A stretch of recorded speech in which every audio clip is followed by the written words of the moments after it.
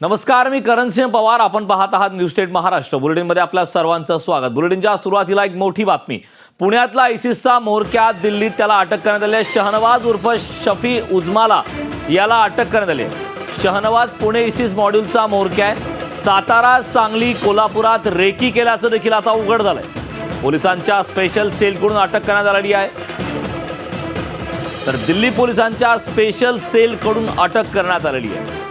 पुण्यातल्या आयसिसचा म्होरक्या, दिल्लीमध्ये त्याला अटक करण्यात आली आहे. शहनवाज उर्फ शफी उजमाला आता अटक करण्यात आली. ही दृश्य आपण पाहतोय, अटकेची दृश्य आहेत.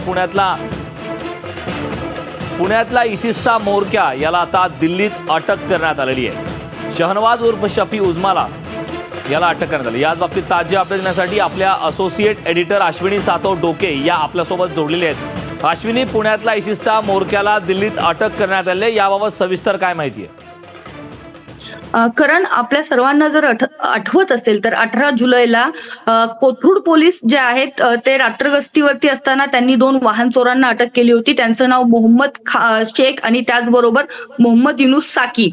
हे दोघे जण जे आहेत त्यांना वाहन चोरी करताना पोलिसांनी पकडलं होतं आणि त्यांची चौकशी केली असता हे दोघं आयसिसशी संबंधित असल्याचं आणि मोस्ट वॉन्टेड असल्याचं जे आहे ते उघड झालं होतं. त्यानंतर कोंढव्यामध्ये हे ज्या ठिकाणी राहतात त्या ठिकाणी पुणे पोलीस या दोघांना घेऊन गेले आणि त्या ठिकाणाहून शहनवाज जो आहे तो पोलिसांच्या तावडीतून फरार झाला होता. तेव्हापासून ANIनं त्याला पुन्हा शोधण्यासाठी मोस्ट वॉन्टेड म्हणून जाहीर केलं होतं. 3 लाखाचं बक्षीस जे आहे ते सुद्धा त्याच्यावरती जाहीर करण्यात आलं होतं. दिल्ली पोलिसांनी ANIनं त्याला अटक केलेली आहे.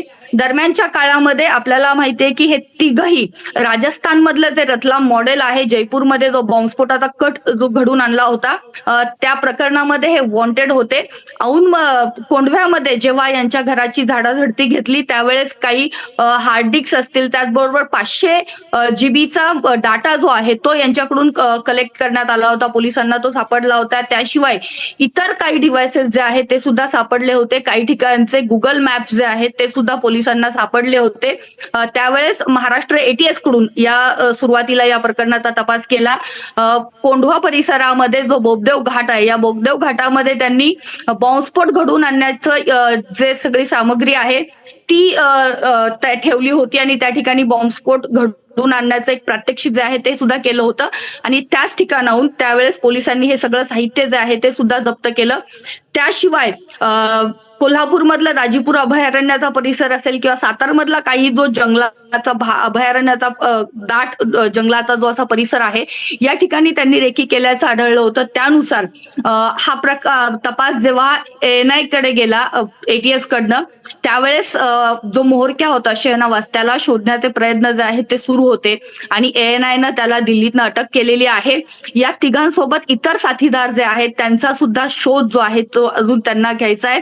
सगळ्यात महत्वाचं म्हणजे यातले 2 जण जे आहेत ते PhD ची तयारी जी आहे ती करत होते. अलीगड विद्यापीठ असेल किंवा उस्मानिया विद्यापीठ असेल या ठिकाणाहून त्यांची PhD जी आहे ती सुरू होती. कशा पद्धतीनं हे आयसिसच्या जाळ्यात ओढले गेले, त्याचबरोबर तरुणांना आपल्या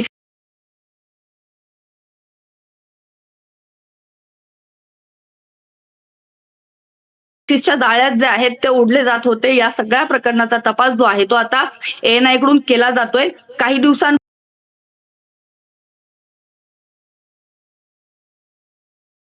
हा सगळा तपास जो आहे तो महाराष्ट्र ATS कडे होता. मात्र या प्रकरणाची व्याप्ती पाहता हा सगळा तपास जो आहे तो ANI आपल्याकडे वळवून घेतला आणि आज शहनवाजला अटक झालेली आहे. हा या सगळ्या टीमचा म्होरक्या होता.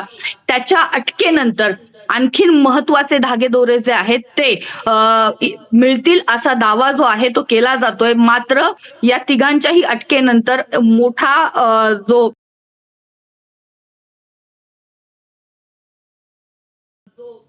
काही कटाचा भाग यांनी रचला होता का, आणखीन किती तरुणांना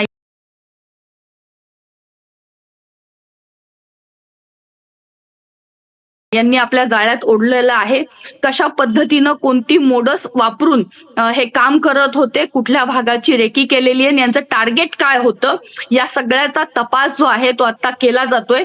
आणि पोलीस असा एनआयच्या कडनं असा विश्वास व्यक्त केला जातोय की या सगळ्या प्रकरणामध्ये लवकरच महत्वाचे धागेदोरे जे आहेत ते हाती येतील. कारण नक्कीच अश्विनी, खरंच जर शहनवाजसह दोघांना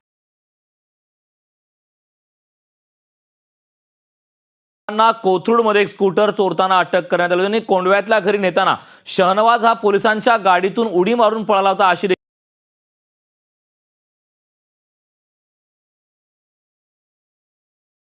देखील माहिती आपल्यापर्यंत मिळते. याबाबत काय माहिती आहे सविस्तर? जसं मी तुला सांगितलं की पुणे पोलिसांनी ही सगळी कारवाई केली होती. रात्र गस्तीवरती असणाऱ्या पोलिसांनी संशयावरून या दोघांना अटक केली होती. ते दोघही वाहन चोरी करत होते आणि त्यावेळेस पोलिसांनी या दोघांनाही अटक केली होती. याचा सीसीटीव्ही सुद्धा आपण यापूर्वी प्रेक्षकांना दाखवलेला आहे. आणि त्यानंतर या दोघांकडे चौकशी केली, त्यावेळेस त्यांनी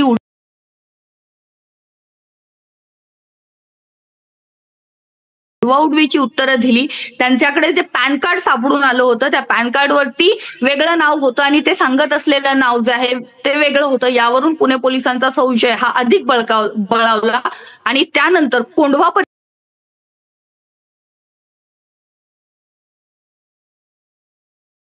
परिसरामध्ये हे ज्या ठिकाणी राहतात त्या ठिकाणी पुणे पोलिसांचं पथक गेलं आणि त्याच वेळेस शहनवाज तिथे होता, मात्र तो पोलिसांच्या तावडीतून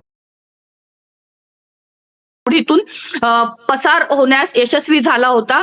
जवळपास 18 महिने हे तिघ जण पुण्यात वास्तव्य करत होते. छोटी मोठी कामं जी आहेत ती करत होते. त्याचबरोबर वाहन चोरी आणि इतर